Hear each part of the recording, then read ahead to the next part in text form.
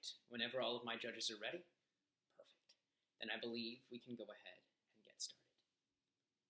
Below us, the beautiful Caribbean Sea, and there's a brown dot floundering around, seeming like it's just about to sink, and as we zoom in, coming to shape is a name inscribed on the side of a ship.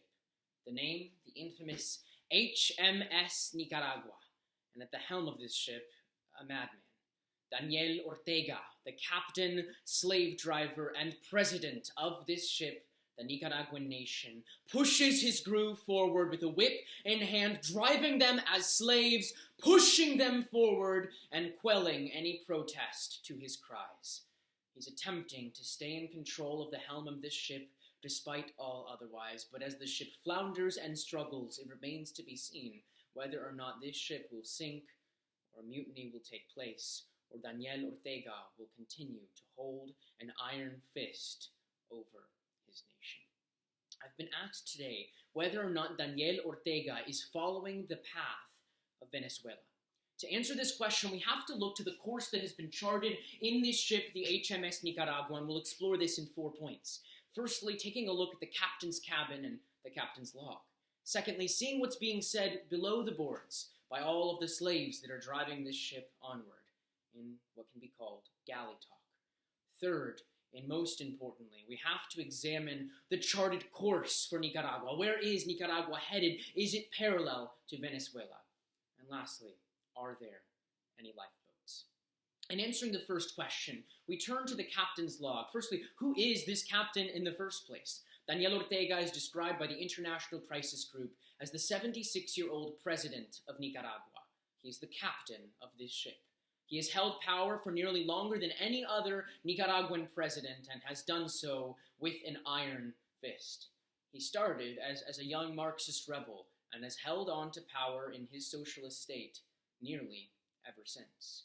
But as we flip through his captain's log, date June 26, 2021, we see a rush of memories flooding back to Captain Daniel Ortega. You see, in 2018, according to the same International Crisis Group, there was a coup, or a mutiny attempt against this captain, this slave driver. Almost all of Nicaragua took to the streets to remove him from power. Enough was enough. The repressive socialist regime was to be over.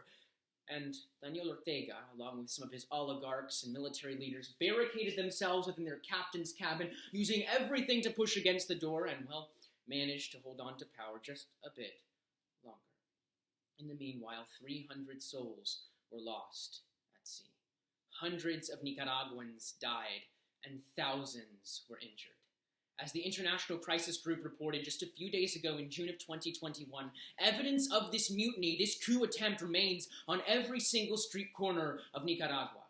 And as if that weren't enough, Daniel Ortega has positioned anti-riot police at nearly every corner, ready to quell any rebellion, any mutiny. If any of the slaves within this ship were to speak up, nothing could happen. Emblazoned on banners across all of Nicaragua and written in fresh ink in the captain's log in the captain's cabin is one critical phrase. The commander, the comandante, remains. The International Crisis Group has also reported that if we pan over in the captain's cabin, we see several documents and parchment paper strewn across Captain Daniel Ortega's cabin. We see firstly a letter from the United States, from the European Union, from the Organization of American States, and according to Merco Press, a Peruvian newspaper, we see 26 South American nations who have all lodged complaints in formal writing against the Nicaraguan government, urging President and Captain Daniel Ortega to step down, to improve human rights, and to give the Nicaraguan presidency new hope. Corruption and socialism should be over. Yet, in response to all of this, Daniel Ortega continues to barricade himself in the cabin and not let go. But what is being said below the boards in the galley talk? The International Crisis Group conducted a survey of all of Nicaragua just a few days ago, and the most common response was the following phrase: they are going to steal the election. And that fear is not wrong. In fact, in the election in 2018, when that coup attempt was begun, that mutiny happened One of the main reasons was because it was perceived, and likely so, according to various international news outlets from CNN News to ABC News, that the election was rigged and stolen by Daniel Ortega. And recent reporting from the BBC News and CNN confirms this as of 2021.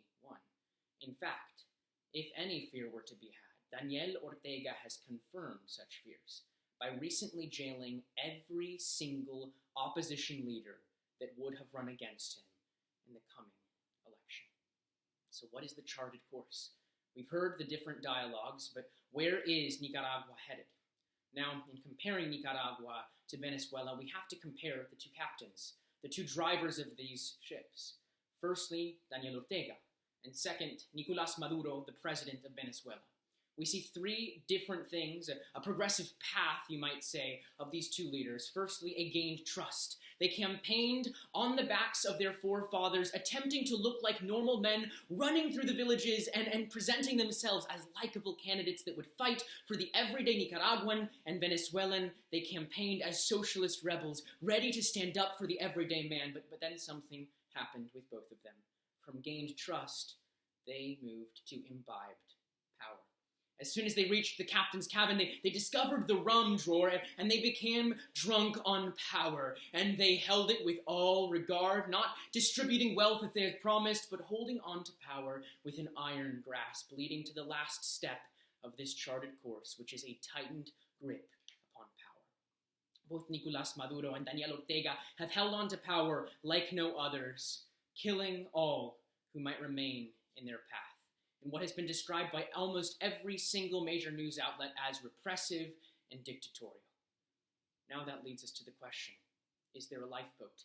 The Hill News reported just a few days ago that there is bipartisan consensus in the United States that President Biden's presidency has not responded with due course to what's happening in Nicaragua. Right now, there have not been enough calls for action, rather just rhetoric. And as the Hill reported, this is dangerous, as Nicaragua could export tens of thousands of migrants if this president falls even more. That means that thousands will be forced to flee down into the water, drowning or swimming north. Thank you. 7 minutes and 15 seconds. Thank you all so much for judging today.